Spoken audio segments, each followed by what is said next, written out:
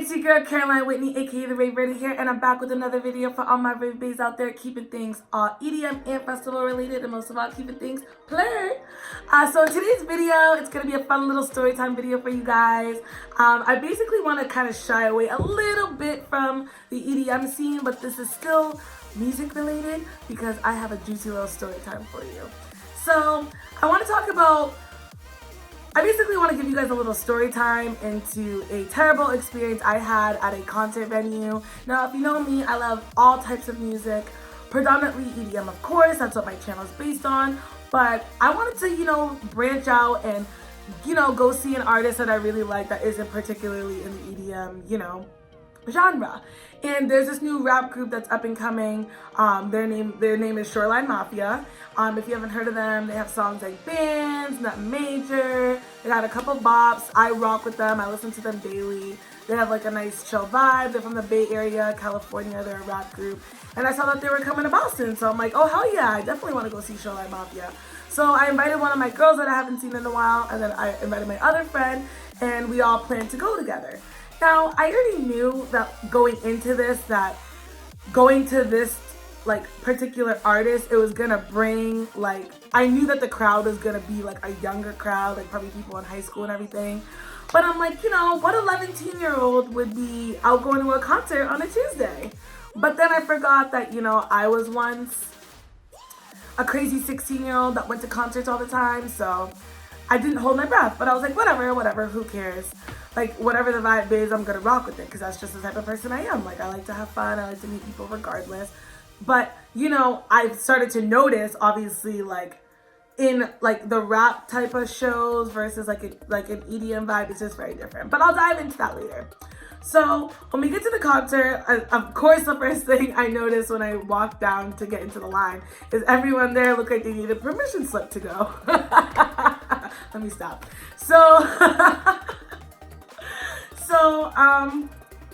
Yeah, everyone looked, 11-teen. It is what it is, whatever. I already expected this vibe, but I was like, whatever, we're rocking. So we get in the line, we get inside. Oh, and by the way, this venue was at Paradise Trash Club, aka Paradise Rock Club. So that's where the venue was. Trash, low quality venue. That's what I have to say about the venue, but we'll dive into that later as well. So I get into this venue. Me and my friends start looking at merch. I was thinking about getting a shirt, but they had ran out of a lot of the small and mediums by then. They only have larges, so I was like, I'm not gonna do that. So we were watching, and there was already a lot of people forming in the front, and I could clearly see the vibe, even trying to go in front wasn't gonna happen. And I was cool with that because I could go upstairs to the balcony. It was fine. It was cool. It was whatever. So long story short, Paradise Rock Club is also a restaurant. So my friend went to go get some food. So I'm over there. I got a drink or whatever. And then, I see some, intriguing, little thing going on outside. So, my nosy little goes out there, whatever. So I go out there and, I see this. I see these security guards holding this girl, literally small little petite girl, doesn't need to be restrained like that. Although she did spit on him, I will say that, so she definitely deserved to get snatched. It was unnecessary initially to even restrain her like that. So this girl gets restrained, and basically I'm recording myself do my little video thing, because I was gonna do a little recap about it. So I'm recording myself, and all of a sudden this guy's like, you're done, and I'm like, I'm done, what did I do? I'm just recording. He's like, oh, you think this is funny? You think this is cool? And I'm like, I can do whatever I want. If I want to record, I can do whatever I want. I can do whatever I please. Don't tell me what to do. And yes, I know I could be in the wrong for this, okay? I know that I should have mind my own business, took in my right inside, or right back into that venue, and just chilled and sipped my tea. But I wanted the footage, okay? So let me be. I learned my lesson. Anyways, so whatever, I'm arguing back and forth with this guy, and he's like, nope, you're not getting back in, you're not getting back in. So I'm pissed because it's literally 8:30, and Shoreline's not even on until 10:30. So I'm like, oh, okay, cool, great. I barely was even in there for an hour.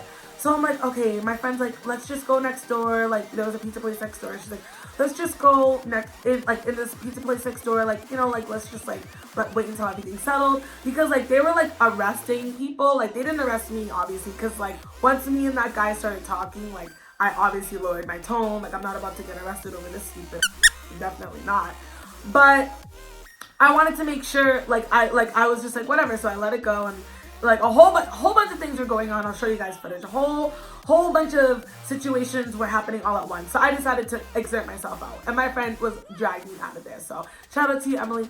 Love you. Anyways, so we're in there, and then time goes by, and then I decide to walk back up to them. At first, they're like, no, you're not getting back in. You're not getting back in. And I'm like, just trying to talk to them. I'm like, can I talk to you though? Can I just talk to you? So I talked to the main guy, who I felt like was more upset more than any of them.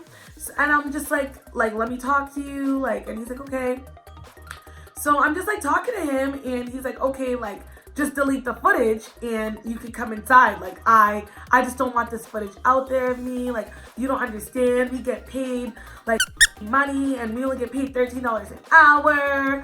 And like, we have to deal with these artists and their fan bases. And all I can think of is Indeed.com, Snagajob.com, other resources for you to get another job. I didn't pick this career for you. I'm sorry that you're unhappy with the situation that you are in, but I'm not deleting anything for your favor. But I played along with him because I'm a smart little devil, and every time I record anything, it gets straight Bluetooth into my phone. So it didn't matter if I deleted it, it was already saved into my phone. So I was like, yeah, like pretending I deleted it, and I was like, okay, so can I go back in now? And he was like, yeah. So he lets me back in, guys, okay? So I'm back in the party, so I'm like, saying I'm really back with some money. I'm like, yes, I'm back in this bitch. I'm ready to go. And my friends are like, how do you do this every time? And I'm like, I don't know. I have the gift of the gab. I really don't know. Like, if you know me, you just know I somehow get myself into crazy scenarios, and then it's like I get myself out of them, and then it's just like, what is going on? But the universe always works out in my favor. So I got back in, and I'm just chilling there, vibing. I got like a drink or whatever. Then all of a sudden, like 40 minutes goes by, and then the same dude that wanted me to delete all this footage comes over to me, and he's like, hey, can we talk? Can we talk? And I'm like, yeah. And he's just like, oh, yeah, like, you gotta go. And I'm like, oh, now that you thought that you tricked me into deleting everything, now you all of a sudden want me to leave? Interesting. Not playing that game. So at that point, I was already at Rave. It was like 10:30 at this point. So it's like, I get back, we leave, like, I get told I can't get back in at 8:30. Then around 8:50, 9 o'clock, I talk to the guy. I'm back in there. Then probably 9:50, not even 10, like, no, 10, like probably 10:30. Probably like 10:30. He's like, oh, you gotta go. After he like thought he like manipulated me, and basically he thought he deleted all my footage. So I decided to just, pull a Tupac and just go wild on them. Just because, sorry. So I decided to just like go crazy. I literally didn't even care. I was like, you know what, like, just doing the most, because at this point I'm so irate. Like, I've already talked to you guys, I've already gotten back in, I've already like complied with you, which is like technically illegal. Like, shouldn't it be illegal? Like, you're basically tampering with evidence. Like, what? And so I remember, I'll never forget this. So long story short, all of these employees are like literally scum, cockroach, bottom feeder of the planet Earth. Like, just people in life I'm never even gonna see again. So I don't even care, like, at all. Like, at first I was so annoyed and so mad and like so irate, but then like the more I reflected on it, the more I'm like, these people ain't dead. like there's no reason to be mad. So I was just like, whatever. I put the middle fingers in the air, and at this time I'm like hitting up Shorline Mafia, and I'm hitting up OG Easy and shit, and I'm like, this is what they're doing in your content, just so you know, like, they kicked me out, like, blah blah blah, like, for no reason. So then OG Easy's manager hits me up and he's like, yo, what's your number? I'm gonna try to get you in. So I'm like, oh my God, okay.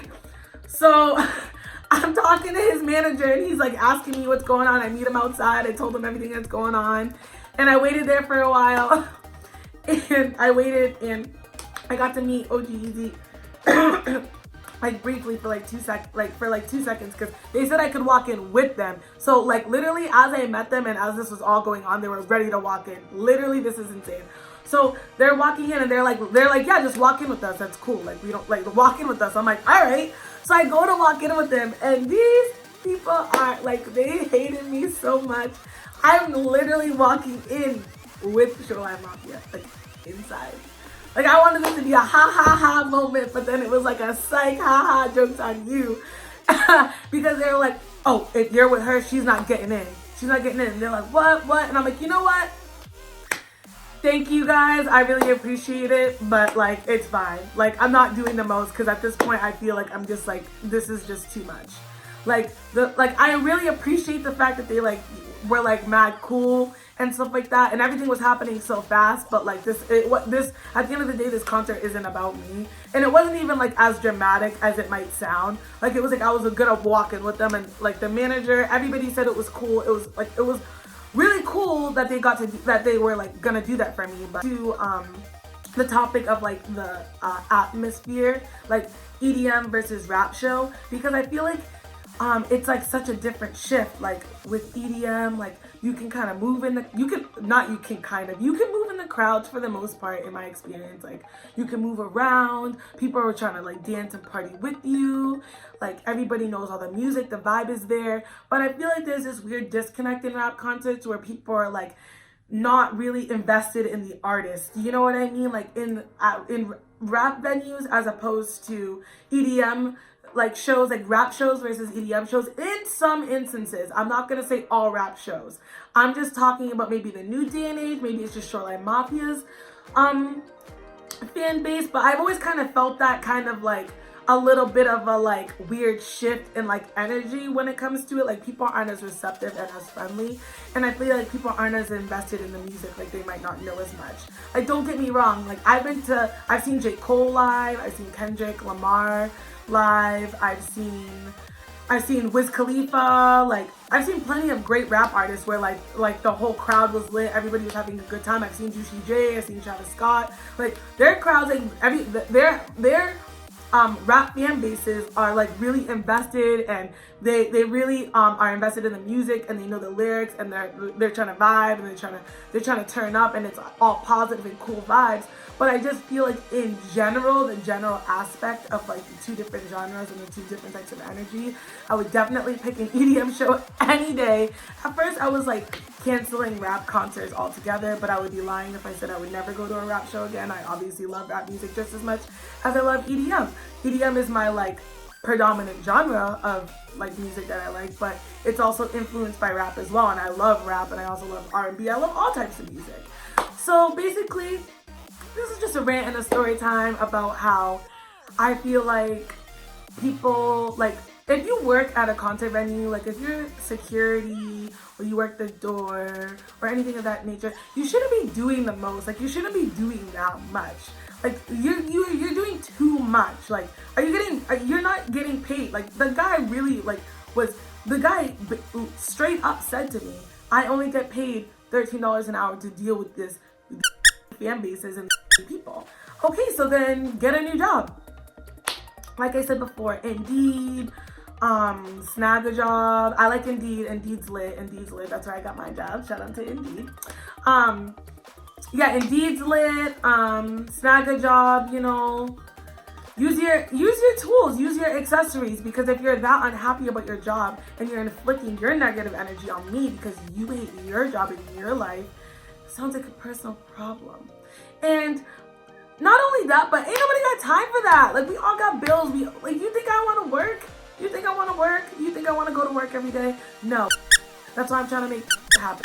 All right, okay.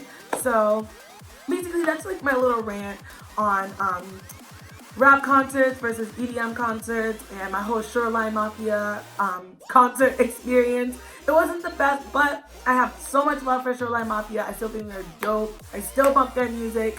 I was a little salty at first, like, you know, when you have a bad experience and you like listen to an artist or something, you're like, I need a day. You're like not dramatic about it. But nope, I still rock with them. I'll still definitely go see them.